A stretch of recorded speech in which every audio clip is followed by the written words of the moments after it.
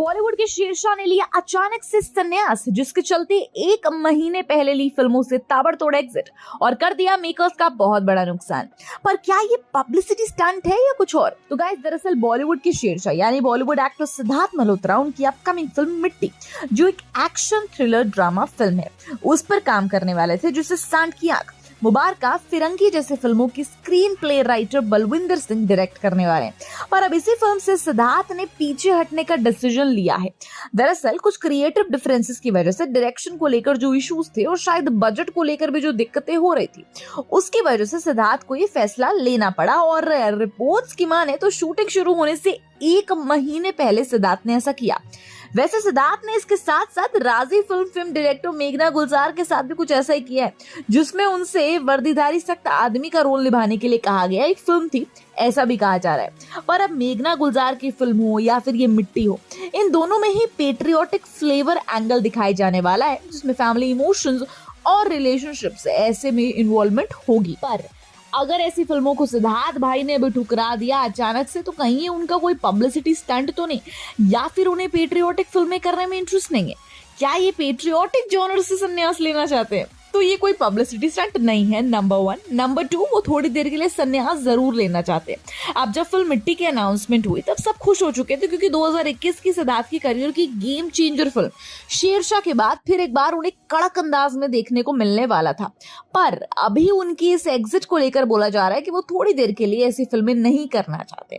अब शेरशाह के बाद उनकी जो फिल्में इसी जॉनर में आई, देशभक्ति से जुड़ी, वो थी बॉक्स ऑफिस पर ऑब्वियसली वो चली नहीं। जैसे कि शेरशाह के बाद मिशन मजनू नाम की एक फिल्म ओटीटी पर रिलीज हुई, जिसमें उनके साथ रश्मिका मंदाना थी और वो एक स्पाई थ्रिलर फिल्म थी।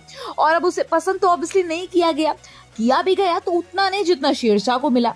तो ये फिल्म शेरशाह को बीट तो नहीं कर पाई। और इन फिल्मों के बाद सिद्धार्थ की एक और फिल्म रिलीज हुई इसी साल, वो है योद्धा, जो करण जौहर के साथ सिद्धार्थ का सेम जॉनर में दूसरा कोलैबोरेशन था। पर अफसोस कि योद्धा भी शेरशाह के कंपैरिजन में कहीं नहीं दिखी।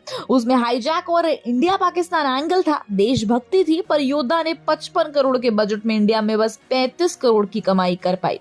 वैसे अगर इन सभी फिल्मों से पहले भी जरा देखें तो 2018 में सिद्धार्थ की ही फिल्म अयारी आई थी, जिसमें मनोज बाजपेयी और रकुलप्रीत सिंह भी थे। और ये फिल्म इतनी अमेजिंग तो नहीं थी और ऑब्वियसली काम हुआ, लेकिन 30 करोड़ के बजट पे बस 17 करोड़ की कमाई कर पाई।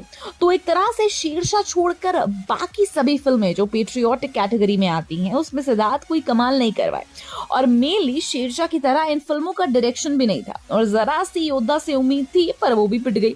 इसलिए मिट्टी के डायरेक्शन को लेकर अभी सिद्धार्थ कोई रिस्क नहीं लेना चाहते, और फिर उन्हें यहाँ कोई गड़बड़ भी नहीं चाहिए। ऑब्वियसली, और अगर ऐसा कुछ हुआ है तो मे भी शायद उन्हें कोई गड़बड़ नजर आई होगी या रिस्क नजर आया होगा, और वो फिर एक बार कोई रिस्क नहीं लेना चाहते होंगे, इसलिए उन्होंने मिट्टी को छोड़ दिया। और शायद अब पेट्रियोटिक जॉनर वाली फिल्मों को बस थोड़ी देर के लिए होल्ड पर रखना चाहते हो, ऐसा भी हो सकता है।